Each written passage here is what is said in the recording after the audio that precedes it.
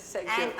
welcome to our psychobiography on Picasso, which I'm just going to say is the most challenging so far of the psychobiographies, because this man lived to be 92 and worked his entire life and produced 50,000 works, and changed his style so many times. So he's a monumental figure, and we will therefore be rushing through his incredibly long and artistic life. So let's get started. Okay.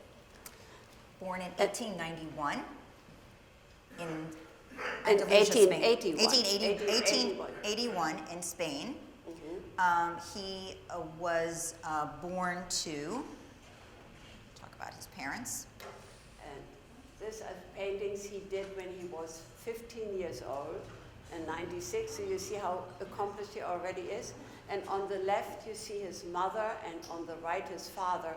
And Picasso always remained actually much closer to his mother. She was very vivacious, typically Andalusian, however a little bit short and dumpy.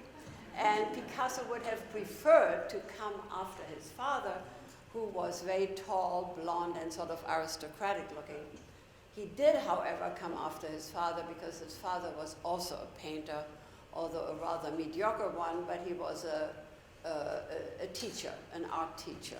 There were a couple of really apocryphal things, I think, about his childhood, in that, he was already, his first words were apparently peas, meaning lapis, meaning pencil. Yeah. He was already very consumed with the idea of drawing. That was a great joy. He already showed incredible talent as a very, very young boy.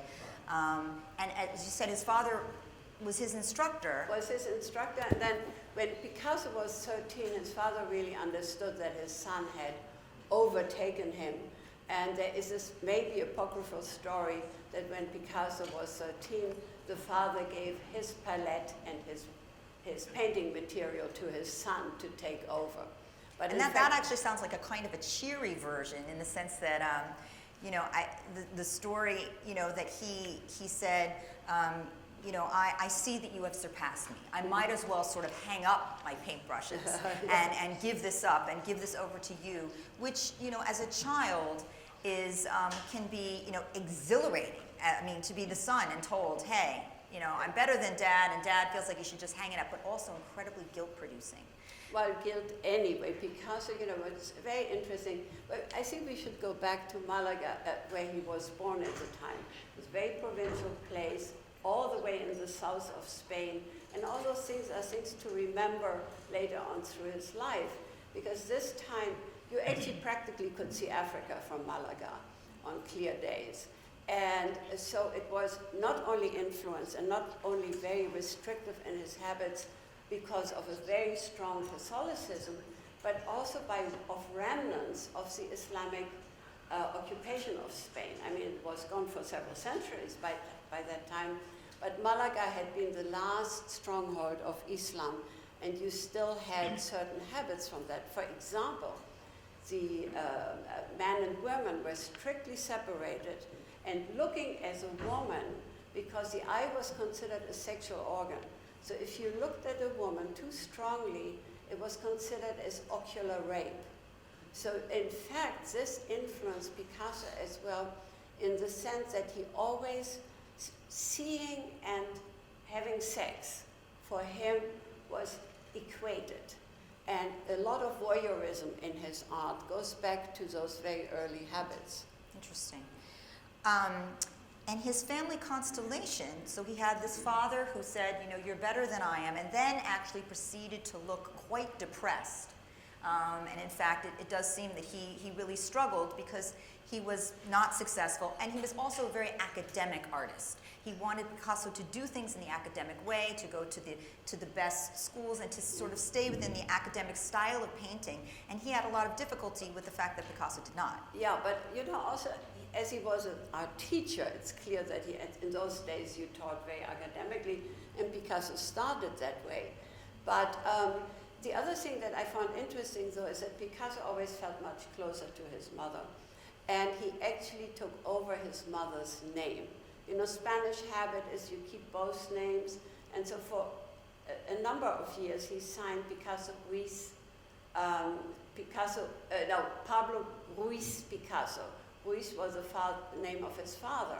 And then, this is almost, Oedipus, It is very Oedipal. that he dropped the name of his father and just called himself Pablo Picasso. Yes.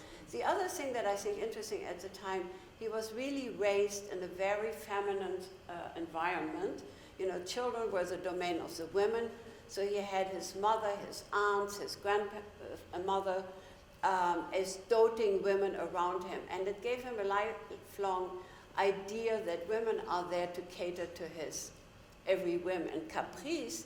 And that also led to the very typical Andalusian machismo, which he inherited, of course, and which was made worse, in fact, by his very small stature. I think he was smaller than me. He was 5'6" or something like that. Mm-hmm. And he suffered from that. And it's very interesting that friends and close friends that knew him well always comment how shy, how insecure he really was.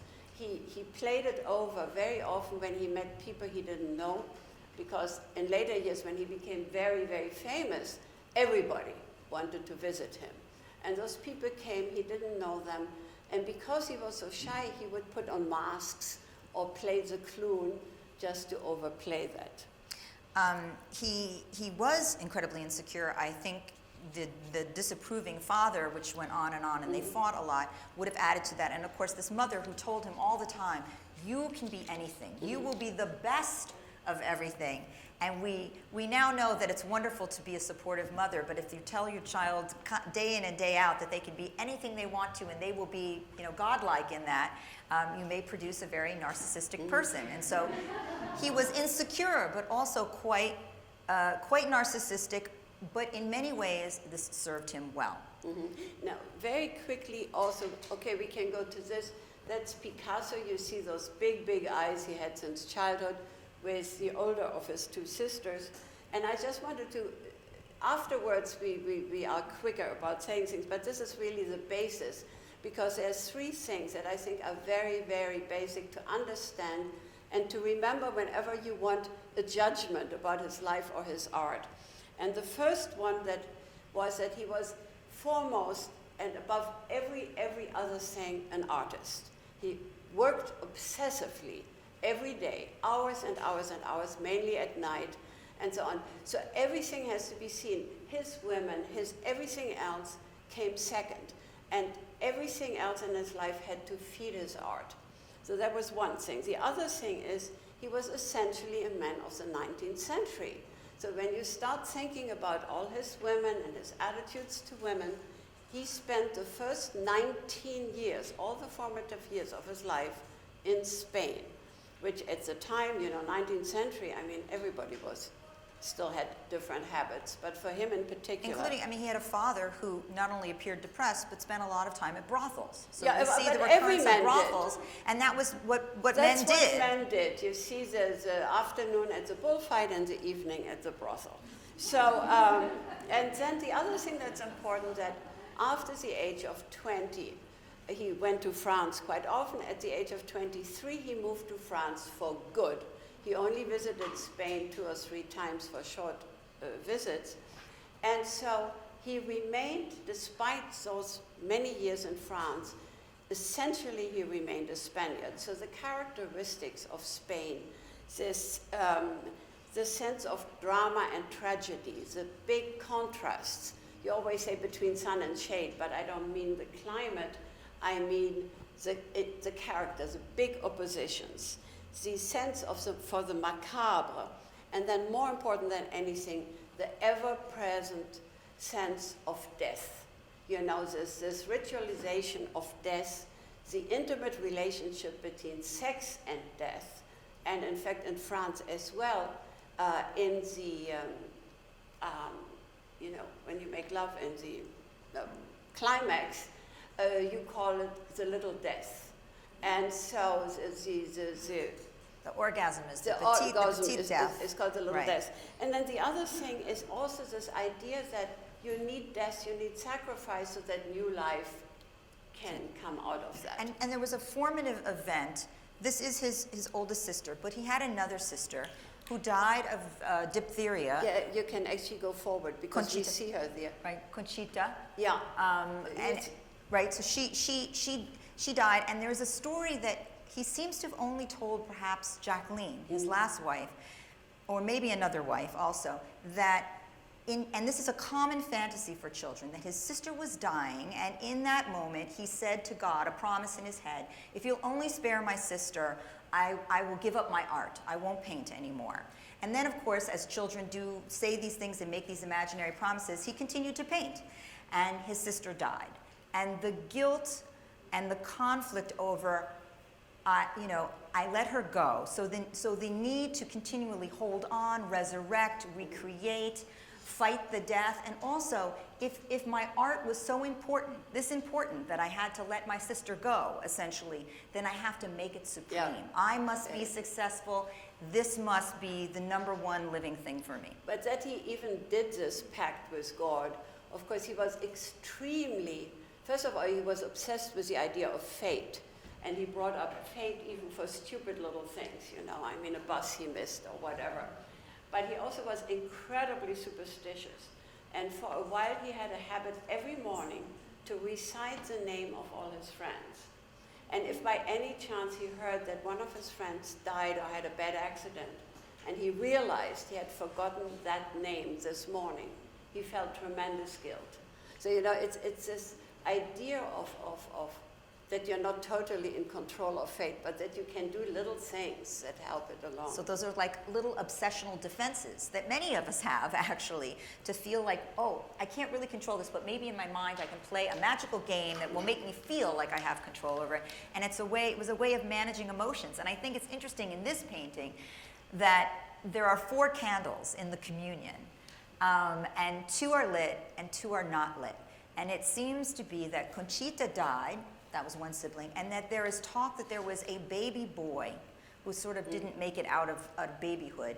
And so there were 4 children, but only 2 were left. And so he would put into his paintings these things that he thought about and struggled with. This is actually Conchita, a portrait of her and his father again. And it's interesting, it's a religious painting. I should say first that when he was 10, they left Malaga, went first to La Coruña on the west coast of Spain. And then when he was 14 to Barcelona, and Barcelona was really the formative climate. Barcelona was a tremendously avant-garde town, very active intellectually, and all the latest. Freud was known at the time, Darwin's ideas were current. So he really got his basic intellectual education. And also he finished his art school there. But his father thought it would be a lucrative career for his son to paint religious paintings, because there was always a demand for that. But he didn't stick with that for very long. He did quite a number of religious paintings, and generally having his father, his mother, his sisters as models in them. But he also very quickly hooked on to the new tendencies in artistic creation. And this is one early painting of that Barcelona period where you see already new currents appearing. And then, as you said, he goes to Paris, and he loves Paris, and he loves everything this is about. But there's poverty. He's struggling. He makes this very, very close friend, Casagemas, who has money and has the place for them to live. And they are sort of inseparable. They are very, very. He had some very close male friendships, but this person is very important to him. And then it seems that he had set him up with a girl, Germaine. Casagemas is in love with Germaine. He asks her to stay together, to be together, and she basically rebuffs him. And I think there's question as to whether Casagemas actually may have had bipolar disorder himself. Yeah, also he may have been impotent. Yes. Thank you so much. So all the important words. Those sexual terms. So yes, there was a question of his sexual performance, of his mood state, but while Picasso actually has gone back to Spain, was in Barcelona, yeah. And Casagemas commits suicide. And here you actually see Picasso was very, very affected by that. And you see a very moving portrait he did of his, from a distance, of his friend on his deathbed.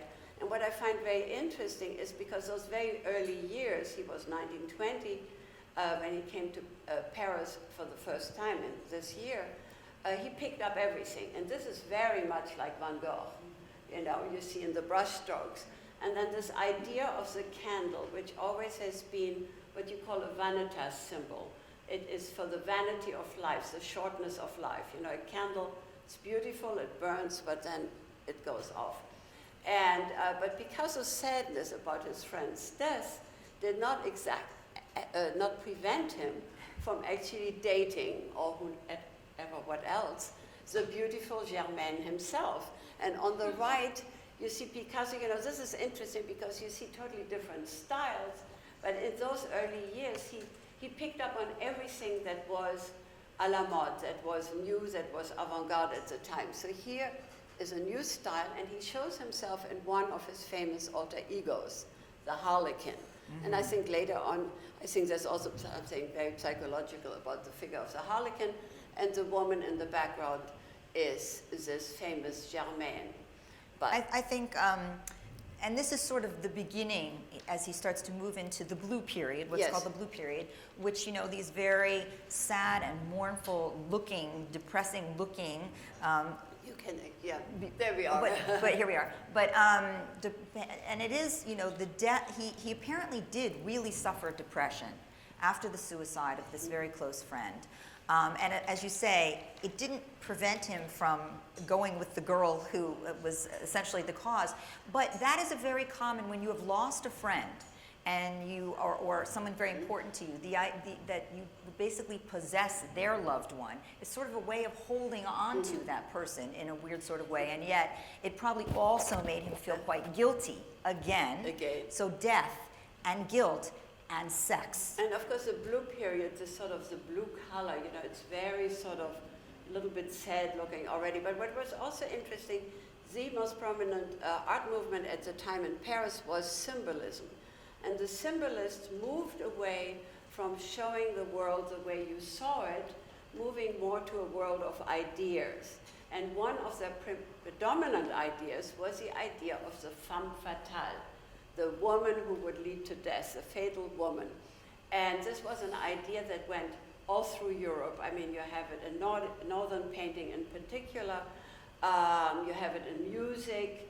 You know, you have all those operas, Salome, and so on and so on.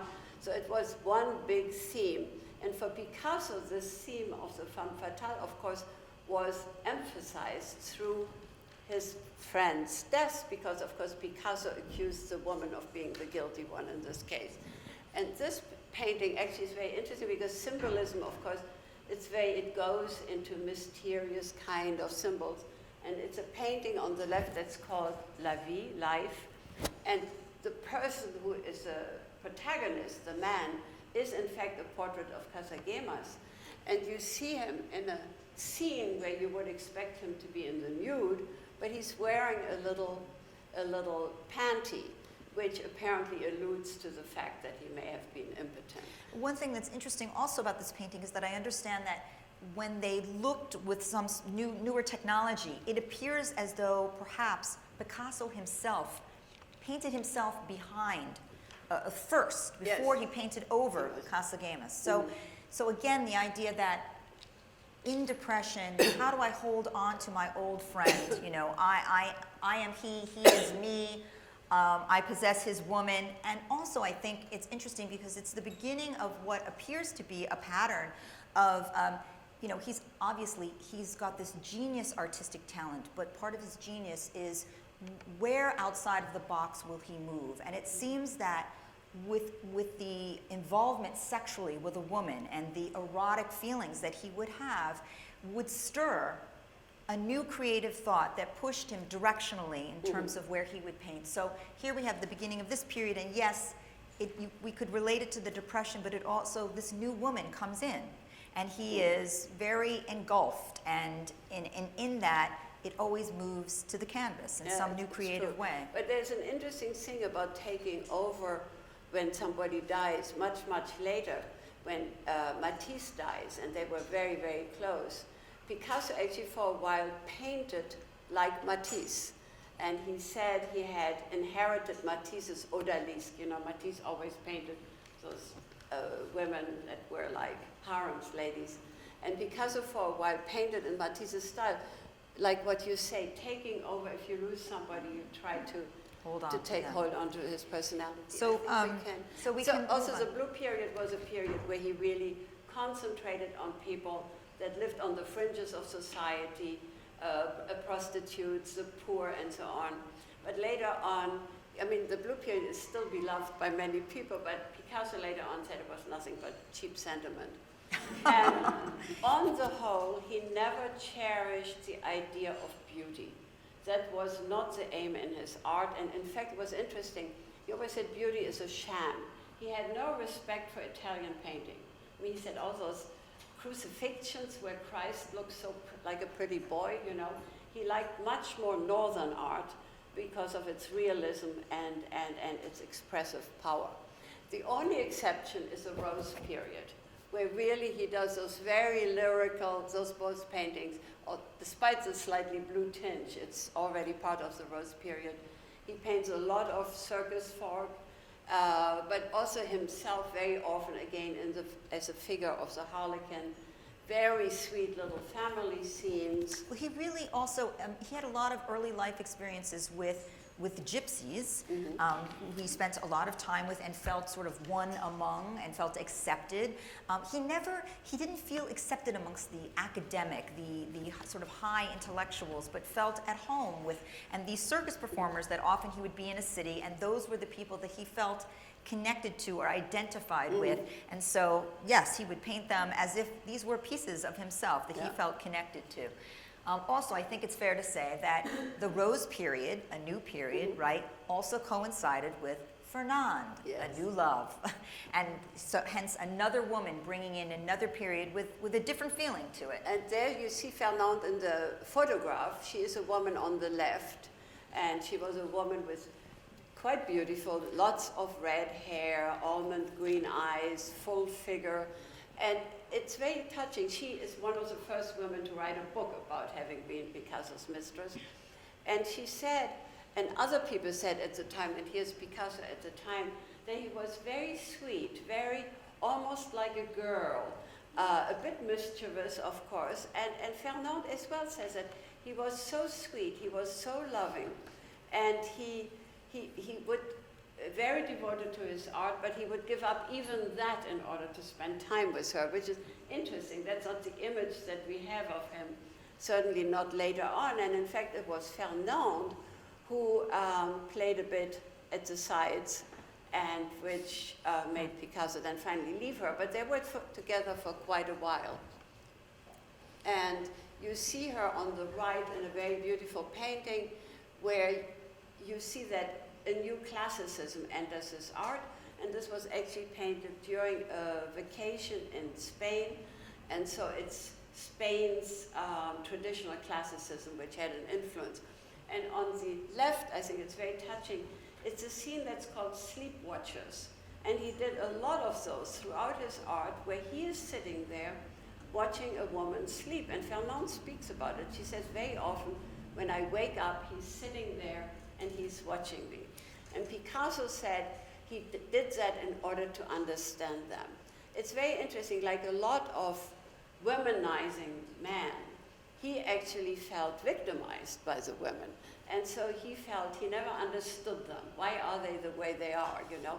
And so he, over and over in his life, you see him or one of his alter egos just sitting there watching. But I also think the idea of watching you sleep, which is often equated with like a death, you know, a separation.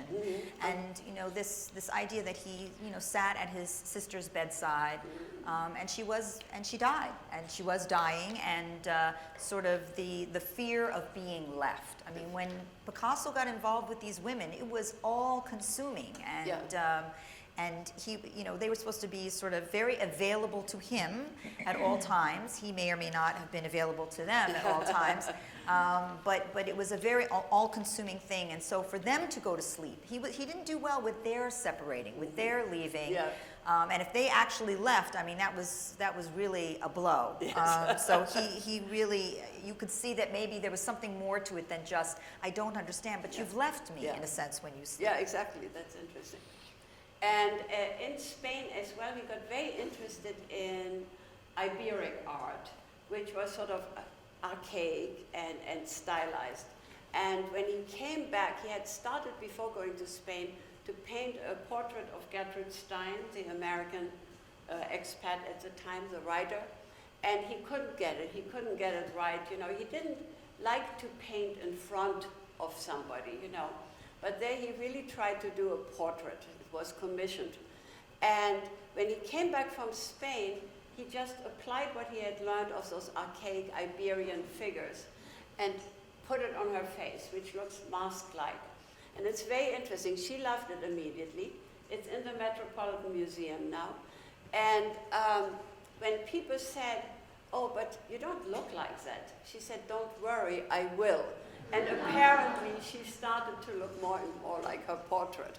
It was a very interesting relationship, the relationship with Gertrude Stein, because of course she became sort of a promoter of sorts for him. Very much, yeah. Very influential. It was very important that she was able to do that. She helped him to sell his art and have others become interested in collecting it, which, you know, today we would say, oh, she helped his brand. I mean, she really, and Picasso was unusually intelligent in that way, in the business way, that he understood that, you know, in every way. In every way.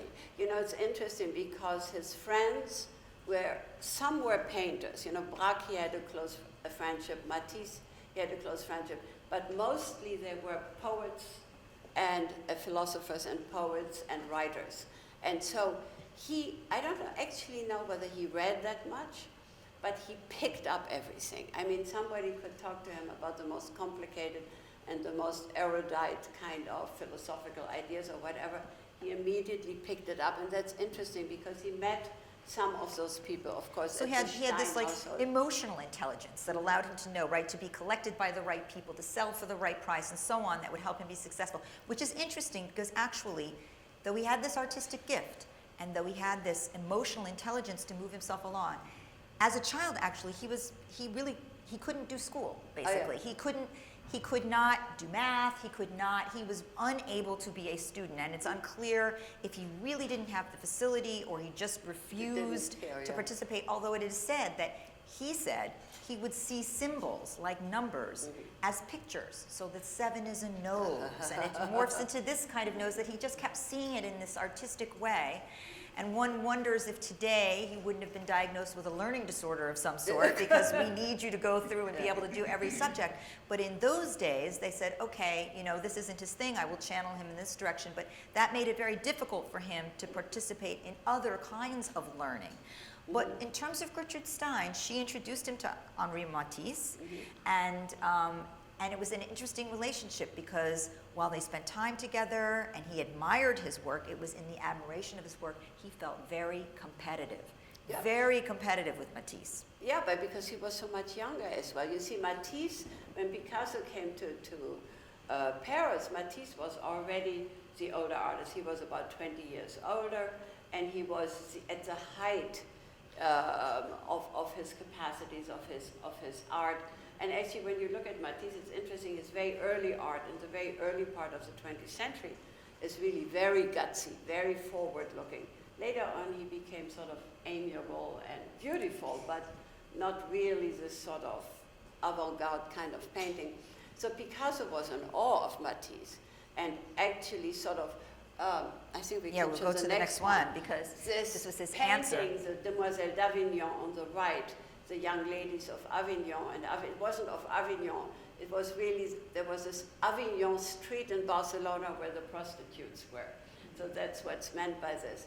But Picasso painted this painting a little bit in competition with Matisse, who had a painting that was called The Blue Nude, and it was very, very modern and very like the Fauves, you know. It had very unnatural colors, and Picasso really was impressed by this avant-gardism. So he tried to do one up. The other thing is, of course, he had discovered African art meanwhile and was fascinated by it. He was fascinated by two things. One, that the art was really a fetish. And he always said African art really taught him what he wanted his art to be. He didn't want his art to be decorative. He didn't want his art to be as a decoration of an apartment. His art was to have to have a magic quality, like African art, in order to change society, in order to change the world. Later on, when he became a communist, he always said, art is not there to decorate apartments, it's a weapon against the enemy. So he said it then in more militaristic terms, but it was always his idea, and he always said that's what he learned from African art. And actually, these are the women of the brothels, that it was not atypical for men to just go and look and look and look, because they knew there were a lot of diseases. So not everybody even necessarily partook all the time, but it was to watch. And so the two on the right here are the African masks, and it's interesting that those are sort of the more disjointed bodies, the more facing one way, facing behind and then facing in front, sort of a magical deconstruction and reconstruction, as though he has control over those women, over those bodies, as opposed to the others. And it's also interesting, when he first started the painting, he actually had a medical student enter this space, and he had a skull in his hand. So this was really an allusion to the idea that, careful, that was also went with the idea of the femme fatale, because in those days syphilis was very, very frequent. And so the idea of women as this deadly thing, because if you went to the brothel, you could easily get syphilis and die.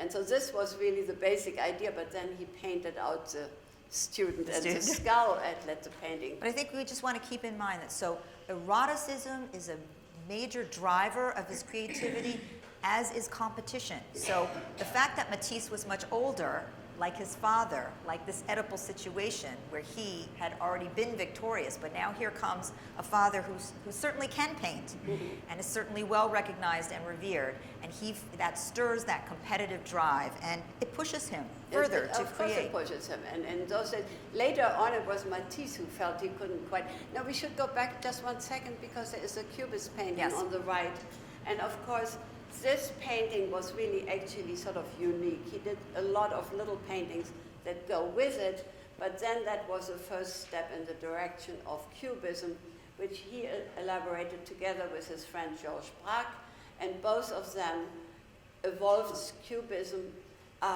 very much influenced by Cézanne.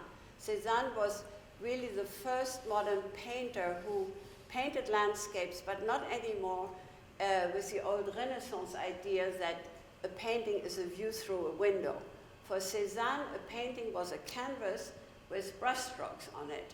And so you see very well, if you have Cézanne in your mind, I'm sorry, I don't have a painting, it's all those little brushstrokes and the combination of them that created the landscapes. So the brushstrokes in Picasso and Braque's Cubist paintings are very much like that. And what they tried to do as well is to reconstruct the figure with little facets, and they looked at the front of the figure, and they painted the back of the figure, and they integrated the figure into the surrounding space. So the whole idea of three-dimensionality was wiped out, and it was really an investigation of space, because the space around the figure was painted as densely as the figure itself. But then came a moment where, one, they couldn't anymore know afterwards, did you paint this or did I paint this? They painted so close together and so similar. But also suddenly the paintings were abstract. And Picasso never liked abstract paintings. So the moment he saw, oops, this is abstract, for a couple of weeks, months maybe, he reintegrated the real world, be it through elements, a moustache of the man, he said, or the writing. Here he wrote Majoli, my pretty one, on the canvas in homage to his then girlfriend. And he never really, later on, when there was a real fight between realists and abstractionists in France after World War II, he always said, what's an abstract painting? Which is a line in the painting that says, I love you.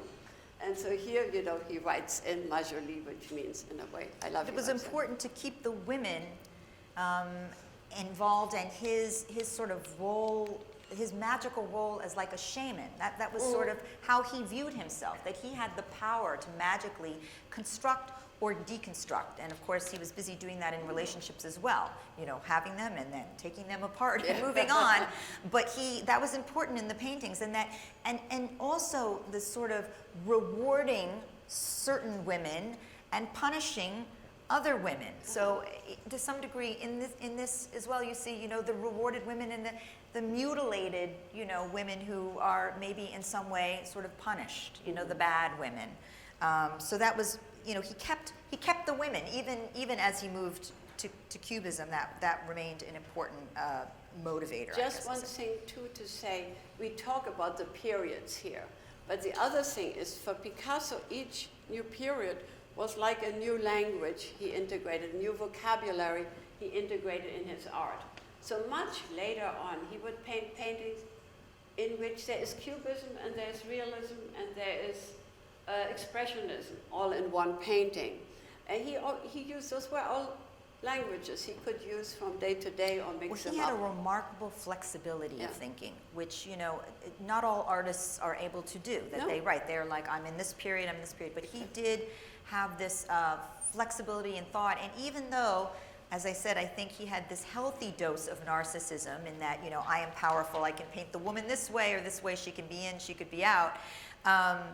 He didn't feel so insecure that he couldn't be flexible. I mean, to some degree, a lack of flexibility is an insecurity. The rigidity keeps you feeling safe. And he was, you know, he felt confident enough to move in and out of these different... That's interesting, too, because, in fact, before he started Cubism, he started to get good dealers. He made quite a bit of money, and his dealer didn't like Cubism. So suddenly, he didn't make money anymore, but although later on, the money he got for painting validated him. So it was important to him to earn more than Matisse, for example, for a painting. But it never stopped him from moving into a new area of pictorial investigation, which would not maybe please his public, and he was never afraid whether they would buy it or not. So it never stopped him. He never painted anything. Renoir, for example. Renoir, half of his work is done to please his clients, sorry. Right.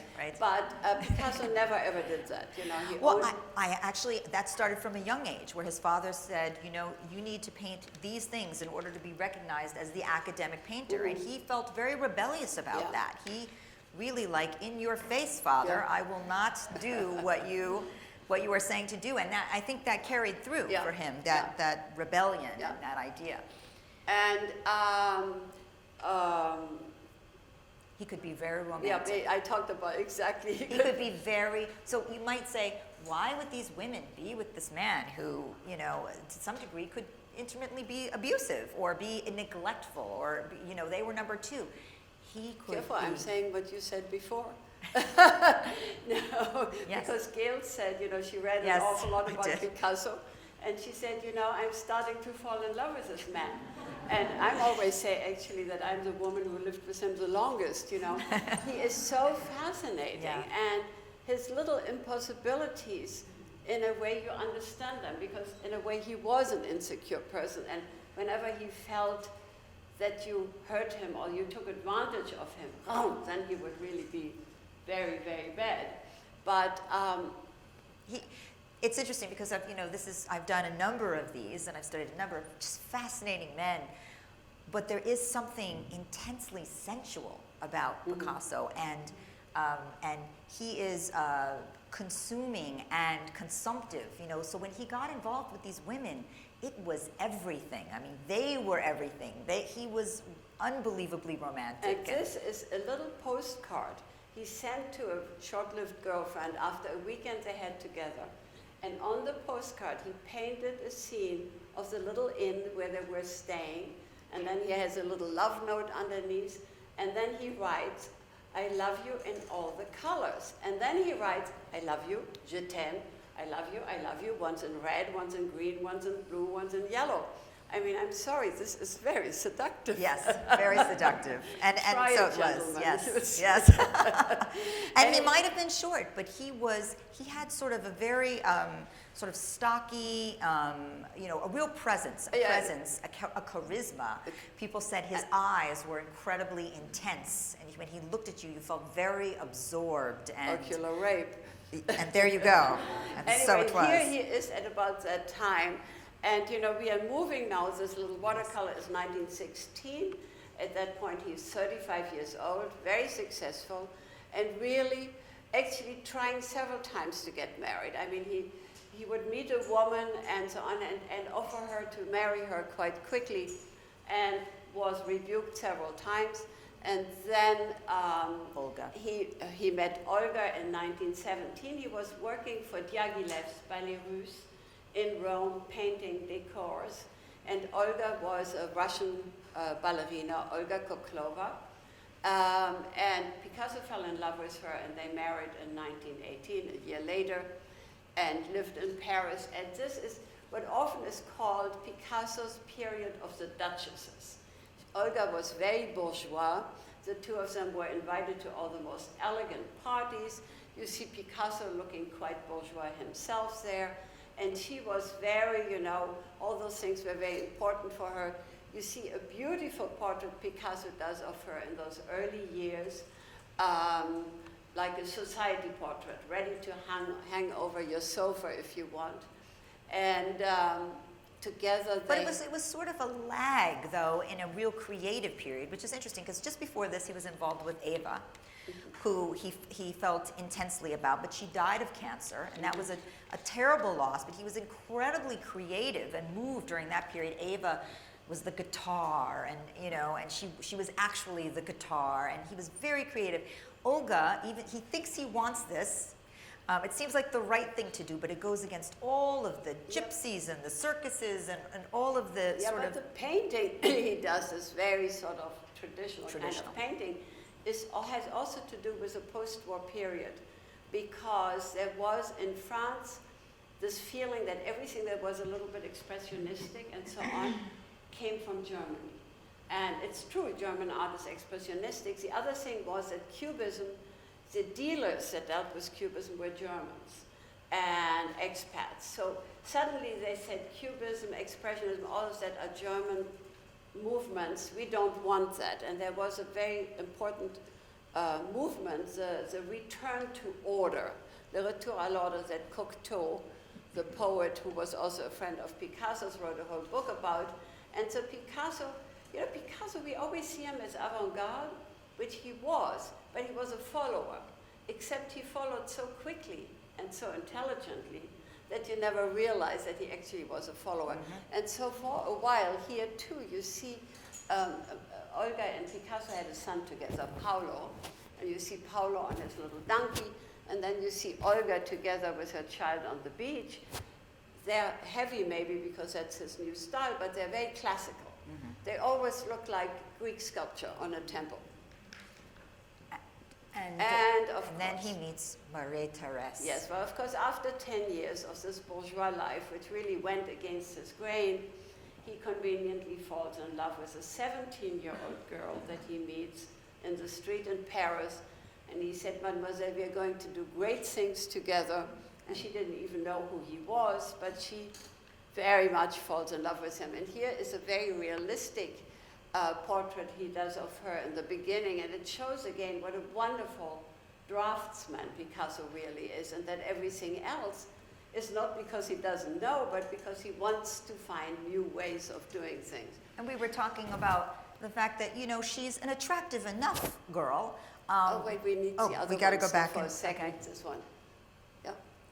Well, I was going to say she's an attractive enough girl, but it's, that she's 17. I mean, this is not pedophilia or anything, but again, harking back to the death of the sister and the capturing of youth, which really became a recurrent theme, certainly in his love life, a recurrent theme. He continued from here on in to have very young lovers, and that seemed very important to him, to fight off death, mm-hmm. to hold on to youth, to hold on to the sister. And the sexuality always really drove his art.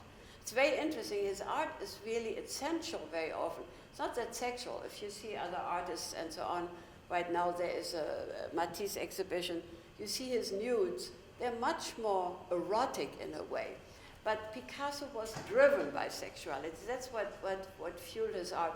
But the other painting is amusing because, of course, he was married. And people knew his art. People came to his studio.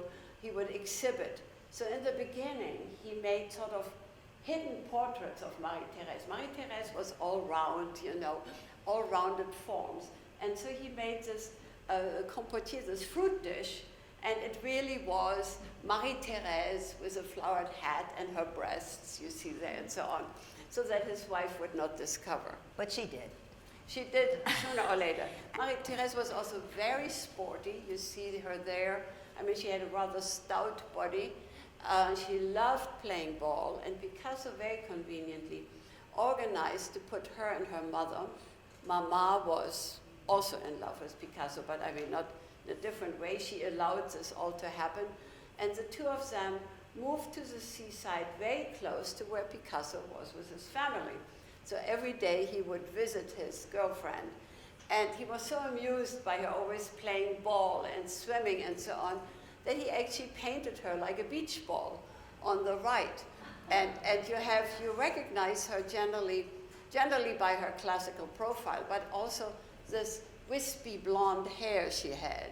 The importance to him of being the child, of painting like a child, of recapturing, of holding on to childhood and play was extremely very important. interesting, because actually, now leave it one moment, because there is a psychological thing for you. Because the importance of the beach cabana in the background, that was always seen, because at the time Picasso started to be in contact with the surrealists. He never really considered himself a surrealist, but the surrealists were extremely interested in Freudian ideas. In fact, in the 1920s, there was a real vogue for Freud in France, and many of his friends went into therapy.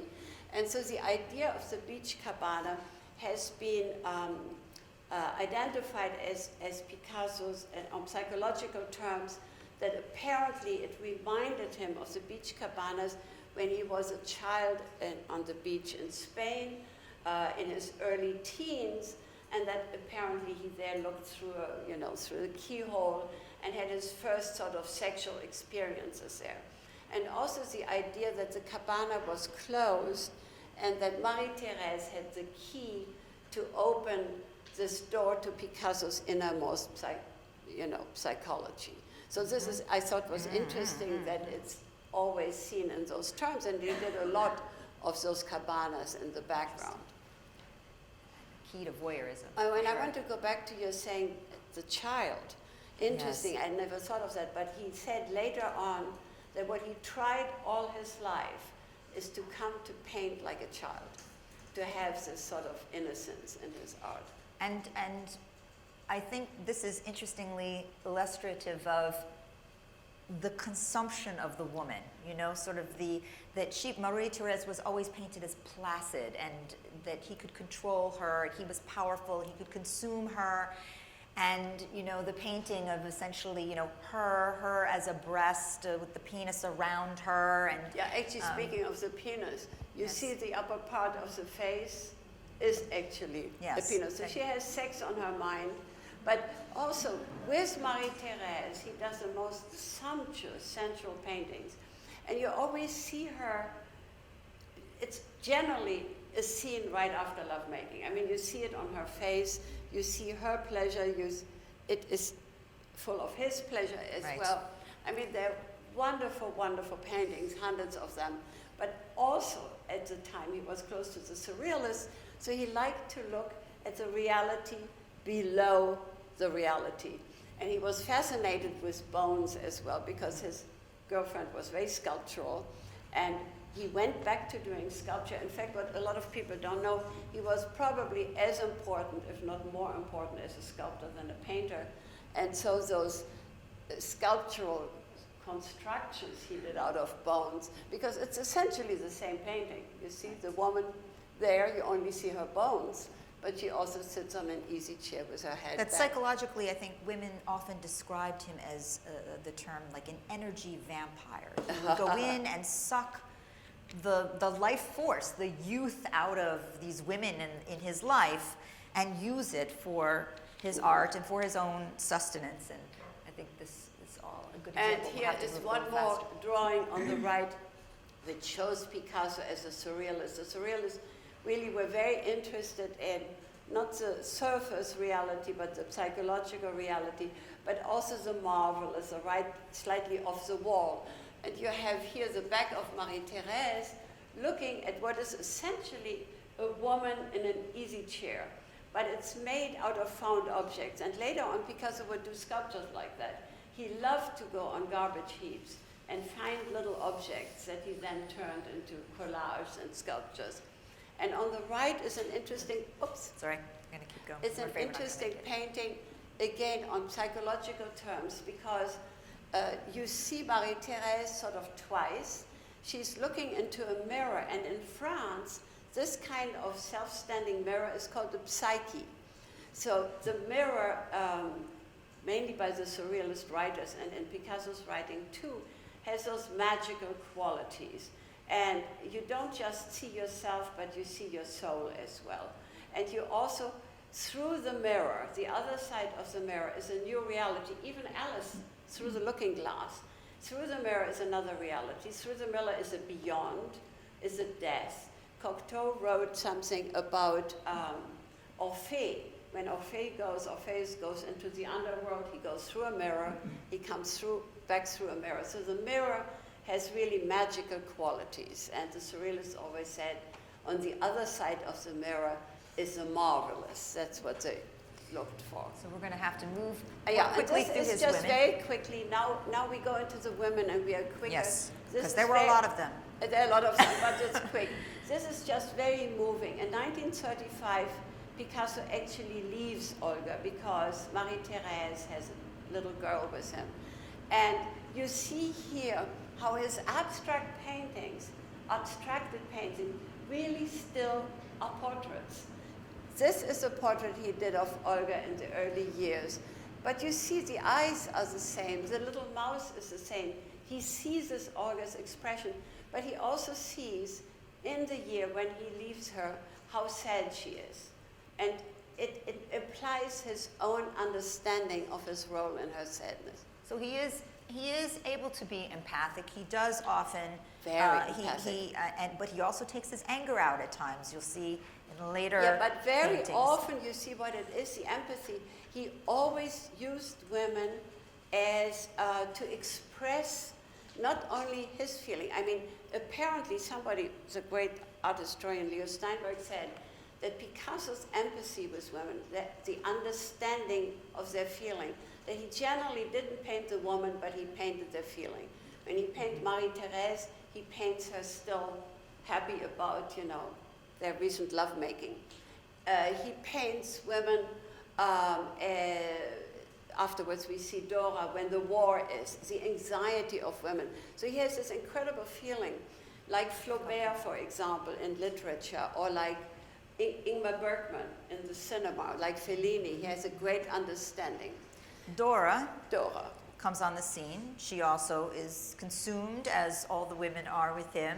But she is less balanced. She struggles with She's his other... actually a patient of Jacques Lacan, the famous psychoanalyst. Yes. And on the right you have a portrait by Picasso. Here is a photo. She is very intelligent, while Maya, whom he doesn't discard, he sees Maya still, but he also sees Dora now. And Dora had the great advantage, she was really intelligent. Maya was not very intelligent, she was loving and so on, but Dora was an intellectual, and also she spent part of her youth in Spain. Yes. So she was somebody he could take along, and he was always surrounded by a coterie of Spanish artists and intellectuals, and she was a surrealist herself, she was a photographer, so she could take part in the conversation, which But was she couldn't important. tolerate the infidelities. And this very quickly, I think again, how psychologically his paintings are. This is a two paintings he did on the same day of his two girlfriends. And you see Marie-Thérèse, introspective. There's nothing going on in the room. There's nothing outside. The window is blank. And Dora, very spiky, very intense, long fingernails. Trees are growing outside. She is open to the world. And I think that's interesting. And the next one shows So in terms the of same. painting their minds, Yes, what's and going this on? one, for example, you see, Picasso often took the alter ego of the Minotaur. And here, you see him with Marie-Thérèse. He looks at her very tenderly, whether they already made love or not. She lies there happily.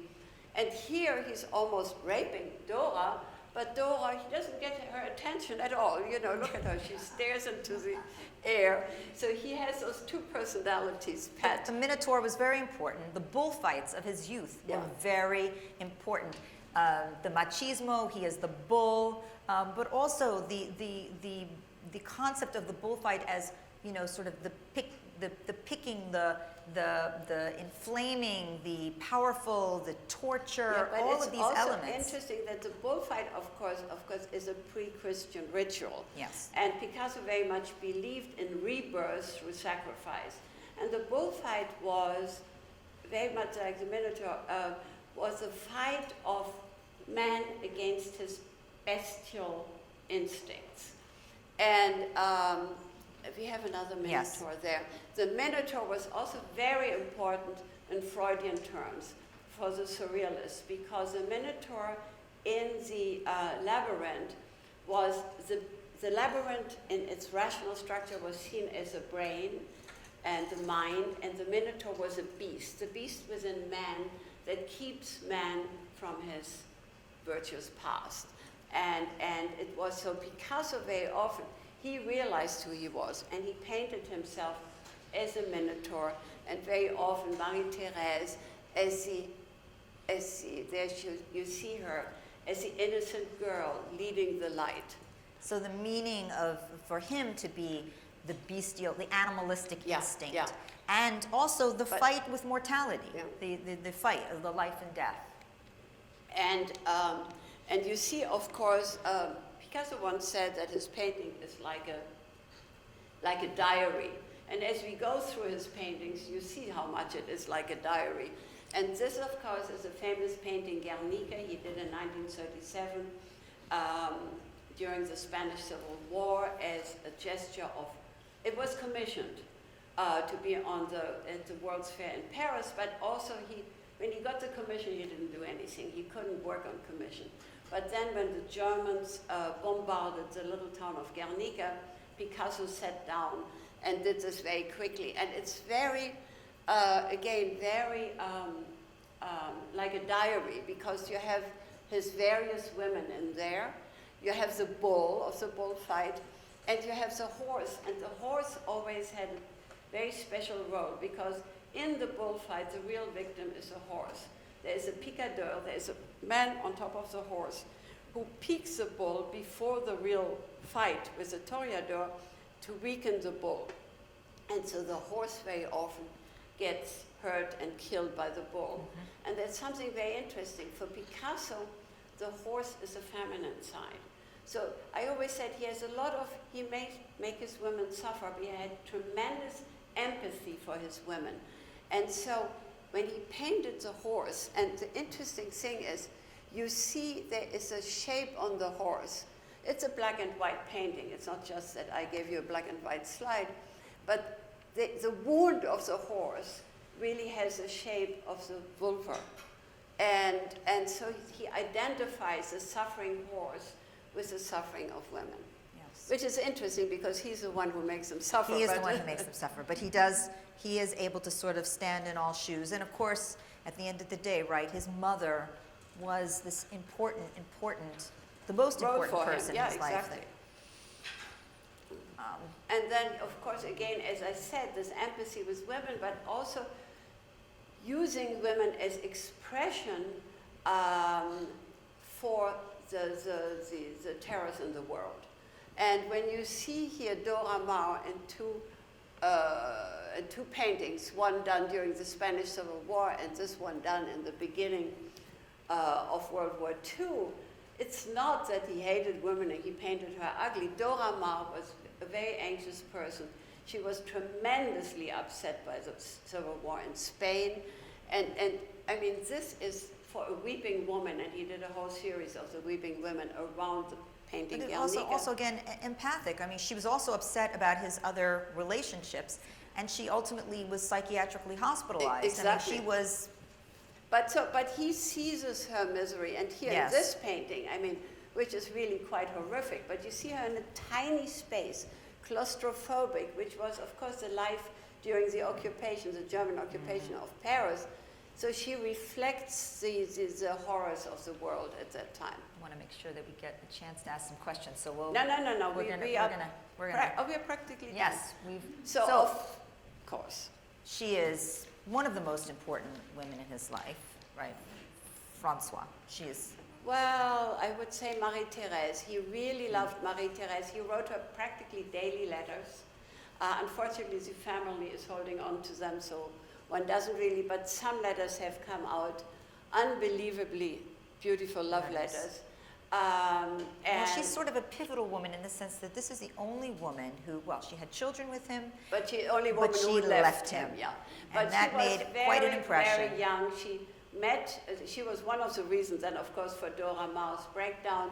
He met her in 1942 during the war. She was 21, and she, in her book, admits that she was the one who seduced the then 65, 66-year-old man. And of course they do. She was a painter, very intelligent, and she was fascinated, you know, by him as a man, but also as a teacher. And her book is full of what he says about his work. Although, of course, he hated the fact that she wrote a book. You know, all those women took advantage of their years with him to write a book. And the interesting thing to me is she was the most beautiful woman in his life. You see here a very realistic drawing, but he never seized her. She's very private, she read a lot, she had her art, and she was very independent, so he could never really get to her. And the paintings of her are really much less interesting. And the other interesting thing is, although she is maybe the most beautiful as his women and also the full figure and everything else he loved, he never really did sensual pictures of her. Very few nudes of her. She kept herself. And his relationship with his children is also very interesting. He really thrived and painted off their early years. He painted many paintings of them as babies, and they also have a sensuality to them. But as they grew up, he grew less interested, more conflicted about them. They were often not part of his life. Yeah, but one thing is, he wasn't that lucky with his children. I mean, lots of people can identify his oldest son. All he wanted to do, all he loved is cars. So finally he ended up being Picasso's chauffeur because he never wanted to do anything serious. Here and then he had little Maya with Marie-Thérèse, and you see them all here. In fact, you see Claude, the oldest one in the photo on the right. You see Maya, who is the second oldest, and then little Claude Picasso. Paolo is the oldest. Little Claude Picasso, and then little... I have a hole in my head now. Paloma, yeah. exactly, whom we all know because she designs jewelry and sells it. But here is a family. Well, you could say that he wasn't lucky, or you could say that the trauma of all these women coming and going and not getting any attention from the father, and then the next woman was able to come in and basically say, I don't want the children here, you know, you won't associate with them. That they knew that they were not only backseat to the art, they were backseat to the women. So they were backseat to the women. They did not fare. They did not fare well. They did not fare well. Here is just a very moving picture of Picasso after Françoise left him, and she was the first woman who ever to leave him. Really, I mean, Fernand cheated on him, and he paints this painting. And it's his shadow as he comes into the room, and she's not there anymore. But of course, he wasn't alone for very long. This is the last woman in his life, and only his second wife. He never divorced Olga in the end, but when Olga died, he married this woman whom he met within the year of Françoise's Jacqueline was leaving. also relatively young. I mean, he was a 70-some-year-old man, and she was a 27 Jacqueline years old, and she was a young widow. And you see her in a beautiful portrait on the right, which was then immediately exhibited in a major exhibition, and the world said, a new woman in his life. And you see how well he always seizes the main features of his model. But she took care of him, but she isolated him. She let him work in the way that he wanted to, but she also was very consumptive of him. His children were not to be around. She cut off any of the previous women. Everything. She moved him literally to a chateau, isolated, so that he frankly couldn't meet any other women. You're quite right. And it was interesting because with Françoise, he shared his communist commitment. And they lived in a very, very, I mean, you saw a picture before with him and Françoise, a very modest little miserable house in a working class, a communist village in the south of France. And then as soon as he had Jacqueline, she made him move to a beautiful house in Cannes, and then later on, you're right, to this big chateau, fortress. And she mothered him, she bathed him, and she kept the world at bay, mainly everybody who was related to his previous lives. You know, he didn't want that. Here you have a photo of the two of them, and part of their lives. They loved bullfights. Here they went to a bullfight, and you actually see him with some of the children, with Jacqueline Roch, and behind his son Paolo, and you recognize Maya, you recognize the little Claude, and in the right, Jean Cocteau, the poet, who was one of the few people who left. And she gave him, here is a portrait painting on the left, and on the right, she gave him her youth, essentially, and he painted that very gratefully. And as they went old together, I always find this incredibly moving, love in old age, and she is sort of all dedicated to him, and he really looks into the beyond. And at this point, he was 89, and then he died at 92. So. And actually, though she took care of him, at some point he actually required some prostate surgery. Oh, yeah, he lost his sexual functioning, and but talked about, I mean, this was the loss. I mean, this was the loss. So he said, you know, just because I can't do it anymore doesn't mean I don't think about it or desire it. And so painted it. And in painted. the very last years. When he was a youngster, you know, in his 18 years and so on, when he was 18, he painted a lot of things that you could have on locker room walls, you know, like lots of kids. But then his art, apart from being sensual, never really was sexually explicit in the end of his life. And he equated sex with art making. I mean, he has a whole series on Leonardo da Vinci, and who made love while he painted the woman at the same time and so on. I mean, those are very explicit sexually, but also have a lot of humor. Sometimes the Pope is behind the curtain looking at, or sometimes he has a favorite printer. The printer is under the bed, you know. So there's a lot, one thing that people often disregard, there's a lot of humor as well in Picasso's art. He was just a very complex, complete, passionate human being, I think. Yes, I think that's a great segue into making sure that we get to answer any questions you might have. Yes. We have just a few minutes. Any questions? Yes, Cicely. What I find interesting is that Jacqueline in old age here, but doesn't she After he is dead, a couple of years later, she's not that old. No, she was like, I think she was in her 50s when she killed herself. Yeah. Actually, she killed herself. And Marie-Thérèse also killed Yeah. herself.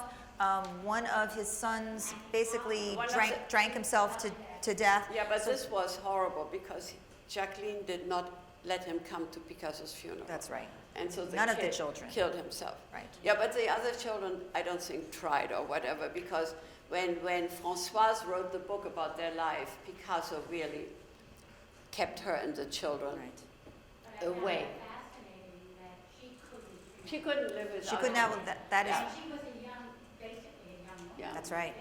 But even Marie-Thérèse afterwards, and I think he still wrote her letters, but I mean, they didn't see each other because Jacqueline really walled him in. But what's, I think, also psychologically interesting, how Jacqueline concentrated on him. Her daughter, who lived with them, and you don't very often. She had a previous Not daughter his. from a She had previous daughter marriage. From a previous marriage. And I know through friends of mine who work in the Picasso Museum in Paris that she has one of the biggest collections of Picasso because, you know, it was all distributed among the children and the French state. And there's not one Picasso on her walls, and never has been, because her She mother... really lost her mother to him. Yeah, she lost her mother to him in a way. But it is true that, you know, he sucked he got everything. He got everything, and some of the women really could not go.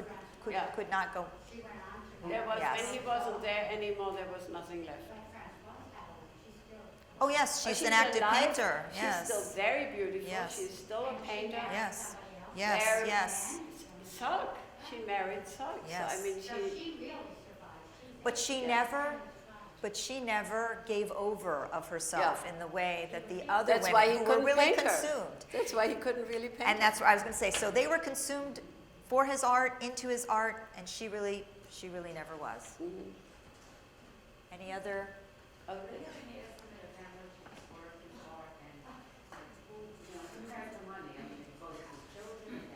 Oh, everybody. Everybody got a lot of money, and it's sort of sad. I mean, Paloma is the only one who does something, you know, she designs jewelry. The other children have dabbled in things. I mean, his son Paolo is the one who is taking care of The estate. The company of the art. I mean, if you want to write a book and have illustrations, you pay dearly. On the other hand, they sold the Picasso name to a car or whatever, you know. I mean, I'm not very tender in my thoughts about the family, but whatever. Well- they really take advantage of the... But they were abused. They were taken advantage of. Yeah. They were an abused family, and so, you know, it repeats. I think.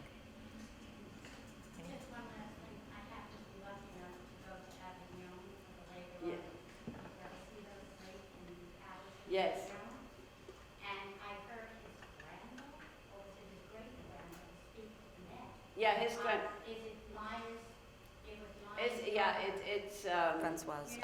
no, No. Maria Oh, Maria Therese's It's granddaughter. Maria Therese's granddaughter. It's Maya's daughter, yeah. Right, the granddaughter. Yeah. of Picasso. And she's become an art historian, and she's And writing... she looked at those, she did a book on the erotic Yeah, story. yeah. Somebody asked her, how could you do that? And she said, I really didn't know my grandfather. I was two. It doesn't seem like a grandfather anymore. Yeah. That's what she answered. But also those late the paintings, you know, the non-erotic ones, the ones where he sits there and looks a little bit like Rembrandt or whatever. I mean, they're really painted as if by a child in a way, because he really, as he said, he always tried to go back. And there's a very interesting series of prints where the very first one is a very realistic bull, and there are about 20 prints, and the last one is like a stick figure drawn by a child. Which people at the time would say, you know, what is this? This is, you know, and that happened with many of his periods. What is this? This is nothing. And then later say, oh, it was revolutionary. It was Yeah. the beginning Yeah. of, and that happened even with his much later work. His ceramics and sculpting, there is that childish, that uplifting, that fun. And was that he was able to disassociate himself from the women, and it somehow seems very different from what we can see. The playful. I think the theme of Yeah. being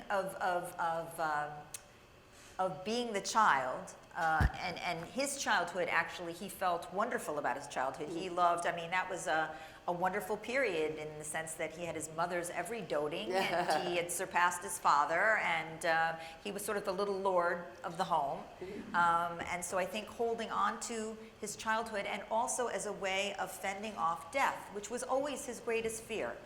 And I mean, a fear, even for a young man, that was fairly pronounced. And Death you know, was always present. always in his present for thinking. him, Yeah, and he yeah. always talked about that, his Yeah. greatest fear. So, to some degree, you know, the being the child or regressing to an earlier period is a wonderful defense against, you know, Like the thought this. of life ending. Like the sexuality, you know, when he painted all those things, for him that was a defense against death.